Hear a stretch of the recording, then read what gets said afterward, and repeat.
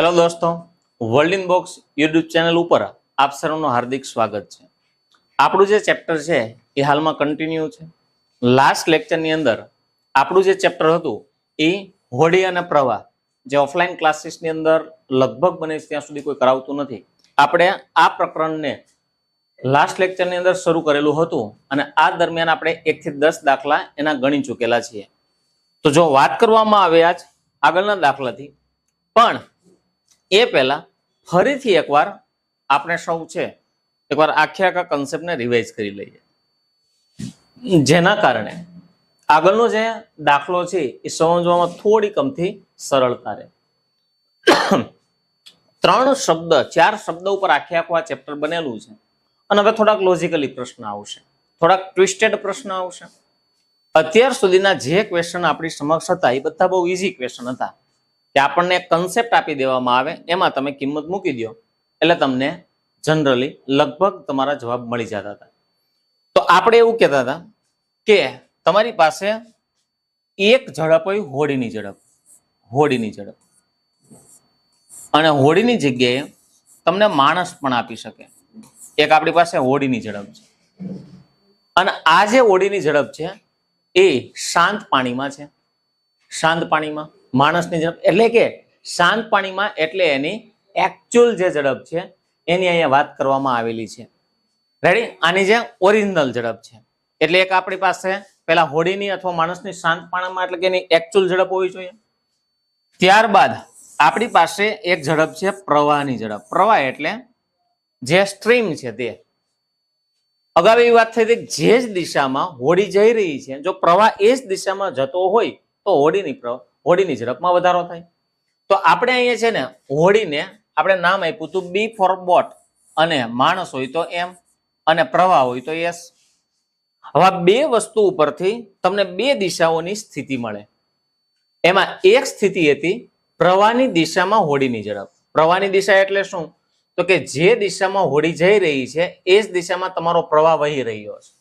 Ready? એટલે બેની direction કેવી છે? તો કે સમાન. એનો મતલબ એવો થાય કે જે બોટની ઝડપ હશે એમાં સ્ટ્રીમની ઝડપ પ્લસ થઈ જશે. શું કામ? કારણ કે જે દિશામાં હોડી જઈ રહી છે અને જો એ જ દિશામાં પ્રવાહ લાગુ પડતો હોય તો ઓબ્વિયસલી હોડીની સ્પીડમાં વધારો થાય. પણ એક આપણી પાસે એવો કન્સેપ્ટ હતો કે પ્રવાહની વિરુદ્ધની દિશામાં હોડીની ઝડપ, પ્રવાહની વિરુદ્ધની દિશામાં. તો વિરુદ્ધની દિશા હોય તો તમારે બોટમાંથી પ્રવાહની દિશા માઇનસ કરવી પડે, કારણ કે જે દિશામાં હોડી જઈ રહી છે અને પ્રવાહ એની સામે હોય એનો મતલબ એવો થાય હોડીની ઝડપમાં ઘટાડો કરે. એટલે એક આ કન્સેપ્ટ હતો. એટલે કે તમને જો હોડીની અને પ્રવાહની ઝડપ બેની આપેલી હોય તો પ્લસ કરવાથી બેની દિશા મળે અને માઇનસ કરવાથી બેની ઓપોઝિટ ડિરેક્શન મળશે. હવે આ દાખલામાં બીજું એક વસ્તુ વિચારો કે જો તમને આ બે વસ્તુ આપી દીધી હોય તો તમને પ્રવાહની દિશા અને પ્રવાહની વિરુદ્ધની દિશા મળે. પણ ઇન કેસ ધારો કે તમને આ વસ્તુ આપી દે પ્રવાહની દિશા અને પ્રવાહની વિરુદ્ધની દિશા, તો આનું સમીકરણ બનાવીને મેં લાસ્ટ લેક્ચરની અંદર સમજાવેલું છે કે સમીકરણ કેવી રીતે બને, સમીકરણને કેવી રીતે ઉકેલવું. એટલે અહીંયા આપણે બીજી કોઈ અત્યારે લાંબી લપ કર્યા વગર હોડીની જો દિશા અથવા માણસની દિશા શોધવી હોય, માણસની ઝડપ શોધવી હોય, હોડીની ઝડપ શોધવી હોય તો પ્રવાહની દિશા પ્લસ પ્રવાહની વિરુદ્ધની દિશા અને ભાગ્યા કેટલા મૂકી દેવાના? 2. રેડી? પ્રવાહની દિશામાં ઝડપ, પ્રવાહની વિરુદ્ધની દિશામાં ઝડપ અને ભાગ્યા 2. તમને આ બે સિમ્બોલ સમજાવેલા છે. બેના એક જ બાજુ ઝડપ છે, એક જ પ્રવાહ છે, એટલે કે હોડી જે દિશામાં જાય છે બેની દિશા સમાન છે અને આ ઓપોઝિટ ડિરેક્શન છે. આવો તમને લાસ્ટમાં લેક્ચરમાં સમજાવેલું છે. એટલે બેનો સરવાળો છેદમાં 2. જો તમને પ્રવાહની ઝડપ ઇન કેસ પૂછી નાખે તો બેની બાદબાકી છેદમાં 2. એટલે પ્રવાહની દિશામાં હોડીની ઝડપ માઇનસ પ્રવાહની વિરુદ્ધની દિશામાં હોડીની ઝડપ અને ભાગ્યા કેટલા? 2. તો કન્સેપ્ટ અનુસાર આ બે સ્ટેપ જે છે તમને આ બે વસ્તુ આપેલી હોય તો આ બે મળી જાય, આ બે આપેલી હોય તો આ બે મળી જાય. બસ આની અંદર જ તમારે રમવાનું છે. હવે એક વસ્તુ તમે વિચારો તો કે અત્યાર સુધીમાં આપણે જે 10 ક્વેશ્ચન અગાઉના લેક્ચરમાં ગણી ચૂક્યા છીએ આ હોડી પ્રવાહ અને હોડી અને પ્રવાહની અંતર્ગત, એ 10 ક્વેશ્ચનની અંદર કોઈ ટ્વિસ્ટેડ વસ્તુ નથી. પણ હું તમને એક સિક્વન્સ અહીંયા બનાવી દઉં કે તમારે કઈ સિક્વન્સમાં કામ કરવું જોઈએ. આપણા યુટ્યુબના લેક્ચરની અંદર તમને ઘણા બધા મેથ્સના કન્ટેન્ટ મળી રહેશે.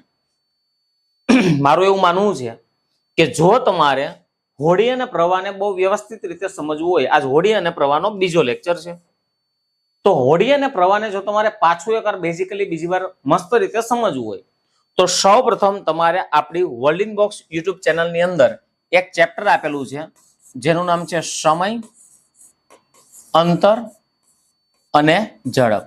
આને તમારે સૌપ્રથમ સમજવું જ રહ્યું. આને પહેલા સમજી લ્યો એટલે તમને હોડી અને પ્રવાહ થોડુંક ઈઝી પડી જાય. એનું કારણ છે કે એના બેઝિક જેટલા પણ આના થિયરમ આવે છે ને બધા આપણે ડિસ્કસ કરેલા છે. એટલે જો તમે આ સમજેલું હશે ને તો તમને આ થોડુંક ઈઝી પડી જશે, હોડી અને પ્રવાહ. હવે યુટ્યુબ ની અંદર સમય, અંતર અને ઝડપના તમને 2 લેક્ચર જોવા મળશે. 45 સમથિંગ દાખલા છે 2 લેક્ચર ની અંદર. હવે એ 2 લેક્ચર જોવાઈ જાય એટલે તમે પેલા હોડી અને પ્રવાહનો લાસ્ટ લેક્ચર જોશો અને પછી આજનો જે લેક્ચર અહીં અપલોડ થાય છે એ એકવાર જોઈ લો. ગુજરાત ગવર્મેન્ટની એક પણ પરીક્ષા બનશે ત્યાં સુધી એવું નહીં થાય કે આ ક્વેશ્ચનની બહાર જશે. 45 ક્વેશ્ચન સમય, અંતર અને ઝડપના અને આજના ક્વેશ્ચન લાસ્ટમાં 10 ક્વેશ્ચન પૂરા કર્યા. આજ 11મા ક્વેશ્ચન થી આપણે શરૂ કરવાના છીએ. તો આ સમજતા પહેલા મારે એ સમજવું છે અને એ તમને એક ડિસ્કસ કરવું છે કે એક તમારી પાસે સમય આપેલો હોય અને એક તમારી પાસે ઝડપ આપેલી હોય. રેડી? સમય આપેલો અને ઝડપ આપેલો હોય. બીજી એક વસ્તુ એ દરમિયાન મેં તમને એવું કીધું છે કે આવો એક કન્સેપ્ટ તમારી જો આ બધું બેઝિક ક્લિયર હશે ને તો સમજવાની ખૂબ વધારે મજા આવશે. કન્ટેન્ટ તમને ડીપમાં લઈ જઈશ, પણ એ કન્ટેન્ટ સમજવા માટે તમારી પાસે એનું બેઝિક નોલેજ હોવું જરૂરી છે. તો આજે એક વસ્તુ વિચારો તો કે ડિસ્ટન્સ હંમેશા ઉપર હોય. સ્પીડ શોધવા માટે ડિસ્ટન્સના છેદમાં ટાઈમ ને ટાઈમ શોધવા માટે ડિસ્ટન્સના છેદમાં સ્પીડ, અને ડિસ્ટન્સ તો હંમેશા ઉપર જ એટલે distance is equal to speed ગુણ્યા ટાઈમ. આવું તમને કીધેલું છે જે શોધવાનું થાય એના ઉપર હાથ મૂકી દો એટલે ડિસ્ટન્સના છેદમાં ટાઈમ શોધો તમને સ્પીડ મળે, ડિસ્ટન્સના છેદમાં સ્પીડ મૂકો તમને ટાઈમ મળે, અને જો ડિસ્ટન્સ કેટલા બેનો શું થઈ જાય ગુણાકાર. હવે એક નવો થિયરમ, જો તમને સમય 2 પ્રકારના સમય અથવા સમયનો સરવાળો અથવા તો સમયનો તફાવત આપેલો હોય તો સમયનો લસા લેવામાં આવે. હજી એક વાર શું લેવામાં આવે? લસા. એટલે હંમેશા તમને અંતર મળે. ફરીથી એકવાર ધ્યાન દેજો, સમયનો લસા લેવામાં આવે એટલે તમને અંતર મળે. અને જો તમને 2 પ્રકારની ઝડપ આપેલી હોય અને જો ઝડપનો પણ લસા લેવામાં આવે તો પણ તમને હંમેશા અંતર જ મળે. ઇન શોર્ટ કવિ એવું કહેવા માંગે છે કે સમયનો લસા લ્યો તોય અંતર મળે અને ઝડપનો લસા લ્યો તોય તમને અંતર જ મળે. એટલે કોઈ પણ સિચ્યુએશનમાં સમયનો અથવા તો ઝડપનો ગમે તેનો લસા લેવામાં આવે તો હંમેશા તમને ઝડપ જ મળવાની છે. બીજા નંબરમાં અંતરના છેદમાં સમય મૂકો તો તમને ઝડપ મળે, અંતરના છેદમાં સમય મૂકો એટલે તમને ઝડપ મળે. પણ જો અંતરના છેદમાં ઝડપ મૂકવામાં આવે તો તમને સમય મળે. એટલે છેદમાં સમય તો મળે ઝડપ અને છેદમાં ઝડપ તો મળે સમય. પણ અંતર હંમેશા ઉપર જ હોય અને કોઈનો પણ તમે જ્યારે લસા લ્યોશો એ દરમિયાન હંમેશા તમને અંતર જ લસા તરીકે મળશે. એક આ બાબતનું એક ખાસ અને સચોટ એક મગજની અંદર ઉમેરી દેજો. કારણ કે હવેના જે પ્રશ્ન છે ગોખવાથી નથી થવાના, એ બધા જ પ્રશ્નો ઓનલી ત્રિરાશી અને કન્સેપ્ટથી જ સોલ્વ થવાના છે.